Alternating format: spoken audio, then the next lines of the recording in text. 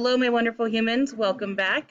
So today we are going to describe and investigate the religious organization of ancient Egypt by repeating important information and analyzing situations involving the different gods. You need a piece of paper. If you were in class today, this is your paper. Please do it on this. If you were not in class today, just get a regular lined piece of paper. Copy each of the following 6 sentences about ancient Egyptian religion onto your paper. If you do not have the worksheet, copy them onto regular lined paper. Then you're going to read through each of the 4 scenarios and decide which god that person would pray to for help. So let's read the 6 sentences together. Remember, you can always pause the video to stop and write. Number 1, religion was at the center of Egyptian life. The Egyptians believed in many gods. This is called polytheism. Egyptian gods were often pictured as an animal or as a person's body with an animal's head. The Egyptians believed that each god ruled over specific regions at specific times, or over different aspects of their culture. In the Old Kingdom, only the pharaoh was mummified. They believed that if the pharaoh was preserved, he could see all of his people safely to the afterlife. The Egyptians used mummification to preserve the bodies of powerful or important people. They would embalm the people and then wrap them in linen. And our last one, the afterlife was a central belief in ancient Egypt. They believed that if the body was preserved, the soul would continue to live. So now that you have copied down all 6 of these sentences, we are going to, if you have the blue paper, we're going to the back side.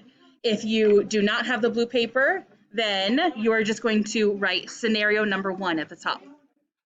So you're going to copy down scenario number 1. Do not copy these words. Don't copy the question, don't copy any of it. We're just going to answer the question. So in this scenario, you are a fisherman in the city of Thebes.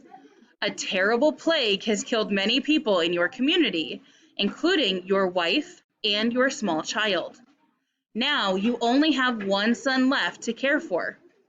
Which god would you choose to pray to for comfort for your lost family members, and why? So we are going to choose one of these 3 gods, either Seth, Horus, or Osiris. Seth was regarded as the lord of Upper Egypt and was represented by a big-eared imaginary animal resembling a donkey. He was associated with the desert and storms. He represented everything that threatened harmony in Egypt. He was also considered the protector of the pharaohs. Horus, the falcon-headed god, holds in his right hand the Ankh, a symbol of life. The kings of Egypt associated themselves with Horus, who was the son of Isis and Osiris. He was well known as the protector of the ruler of Egypt. He was also known as the god of the sky. Or Osiris, a god of earth and vegetation, symbolized in his death the yearly drought, and in his miraculous rebirth the periodic flooding of the Nile and the growth of grain. He looked like a white mummified man and with a white cone-like headdress with feathers. He was also seen as the god that ensured existence in the afterlife. So, which of these 3 gods would you pray to comfort you for your lost family members? Why would you pray to that god? Scenario number 2. You are a farmer that is experiencing the effects of a drought in the land near Aswan. This crop is the only way you are able to feed your family as well as the community around you. Without more rain or moisture, you and your family will starve. Which god is most likely to help you in this situation, and why? This time our 3 gods are Sobek, Ra, and Toth. Sobek was a crocodile god. He was worshipped in cities that depended on waters, such as the oasis city of Crocodiliopolis, where the reptiles were kept in pools and they were adorned with jewels.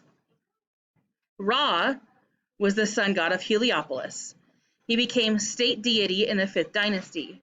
Some traditions made him the creator of men, and the Egyptians called themselves the cattle of Ra. And then Toth. Toth is depicted as an ibis or as a baboon.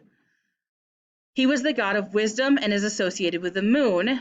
As the sun vanished, Toth tried to dispel the darkness with his light. He is also seen as the god of writing and of knowledge.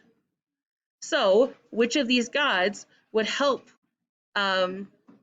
get more rain and moisture for you so that you and your community will not starve? Scenario 3. You are a noblewoman who married a man arranged by your parents. You and your husband have 3 children and want more, but one of them is very sick. He broke his leg, and you are praying to a god to help him recover so he can eventually walk again. Which god would you pray to, and why? Would you pray to Toth? Would you pray to Isis? Or would you pray to Min? So Toth was a local god of Memphis. He was the patron of craftsmen. Some legends say he spoke the names of all the things in the world and thereby caused them to spring into existence. He was a man wearing a tight white coat and a staff. Isis is our first goddess that we're talking about. She was the wife and sister of Osiris. She was gifted with great magical powers. She had a headdress in the shape of a throne. She was the goddess who exemplified what a good wife and good mother was. A pair of cow horns with a sun disk are on her head. Among other good works, she protected children, which made her the most popular goddess of ancient Egypt. Or we had Min, the god of fertility of both man and earth. He was a dark-skinned man in the form of a mummy. His right arm was raised with a flail pole. He was sometimes seen as the son of Isis. There was an annual festival at Thebes where the pharaoh offered Min the first ear of corn that represented the beginning of the harvest. So, which of these gods would you pray to, and why? And our final scenario. Number 4. You are a young Egyptian artist that has just seen the most beautiful woman in your life, Amunet. You instantly fall in love with her. Unfortunately, she is unaware that you love her, and you turn to the gods for help. Which god would you pray to in order to help you win the love of Amunet, and why? Would you pray to Ammon, Hathor, or Anubis?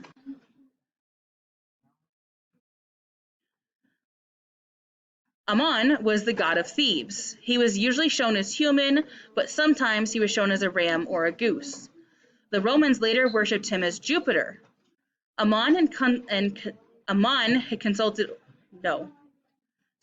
Romans later worshipped him as Jupiter Ammon and consulted oracles at his temple. He was seen as the greatest of all Egyptian gods.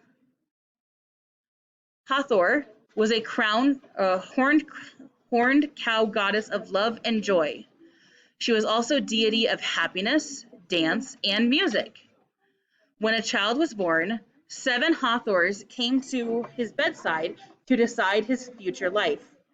She was the wife of Horus. She was also seen as the divine mother of each and every king. Or would you pray to Anubis, the jackal god of mummification, assisted in the rites by which a dead man was admitted to the underworld? Excuse me. He holds the divine scepter carried by kings and by gods. So, which of these gods or goddesses would you pray to in order to help you find love with Amunet, and why? When you are done with that, you are either going to turn it in online, or you are going to bring your blue paper in and turn it into class tomorrow. If you have questions, as always, you can email me. Be good people, make good choices. Bye.